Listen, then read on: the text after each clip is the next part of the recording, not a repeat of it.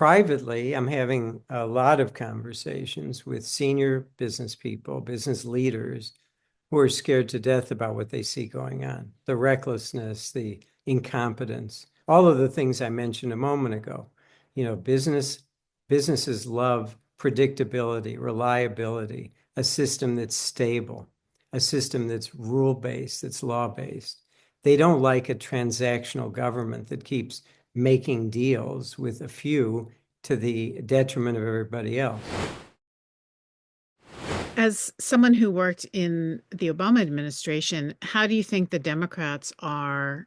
I'm asking you to put on a political hat right now. Sure. How do you assess their response to all of this, and what would you like to see from them? It's been frustrating for me, but I understand, we've had, what is it, 43, 44 days of onslaught every day, three or four pretty insane things are being announced. And so there's a bit of whiplash, a bit of paralysis. Oh my God, we're still recovering from what happened yesterday. I think it's really important that the Democrats regroup and start to define some clear messages. I think the response last night to Trump's speech from the senator from Michigan was in the right direction. Let's be clear, this is hurting everyday Americans. I think every day there ought to be some Democratic voice giving voice and example. What exactly does it mean for a farmer in Kansas if you have a tariff against China and the Chinese stop buying Kansas wheat? What does it mean to the auto worker if we shut down auto production and or make it so much more expensive that American automakers start to lose money? We've got to make the case to the American people. The government is not their enemy.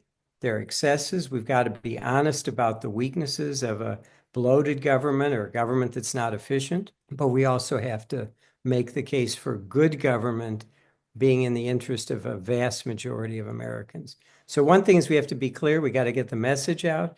And then I would say the harder part is we've got to revisit some of the things that we've debated internally for a lot of years. Immigration policy. Clearly, there is a need for border control, but at the same time, we've got to have a system that really does provide protection for refugees and people seeking asylum.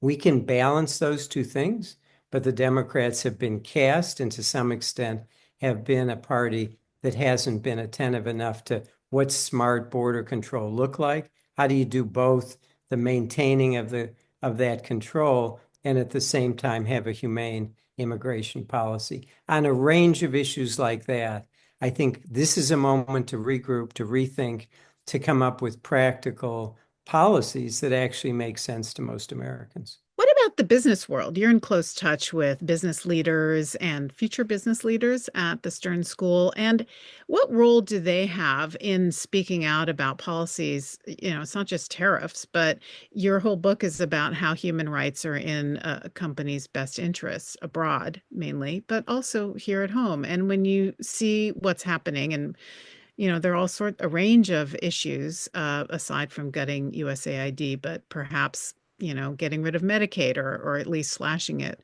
considerably, that could affect the human rights of people right here in the United States. So I guess I'm wondering where the business community is with all of this. And maybe it is too early in the first 44 days or so. So there are two answers to that. One is, what are they saying to me privately and to each other? And the other is, what are they willing to say publicly? Privately, I'm having a lot of conversations with senior business people, business leaders who are scared to death about what they see going on, the recklessness, the incompetence, all of the things I mentioned a moment ago. Businesses love predictability, reliability, a system that's stable, a system that's rule-based, that's law-based.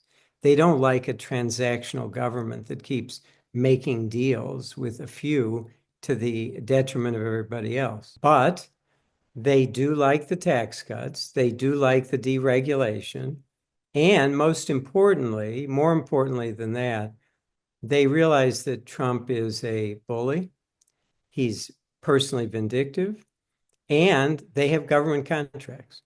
And so at the end of the day, if your five or six biggest contracts are with one customer, the US government, the last thing you want to do is get on a bully pulpit and say the president has no clothes. The president is not doing a good job, because you know full well that those contracts are going to be swiped away as quick as you can see straight. So I think one of the things I'm talking to people about is it possible for not one, but a group of business leaders to come together, maybe privately first and then more publicly, to begin to express some of these views to the Business Roundtable, to the Chamber of Commerce, to key people in the administration. The administration's stocked with lots of senior business people. There's lots of people in the Congress that would be welcoming of a delegation of senior business leaders to tell them their concerns.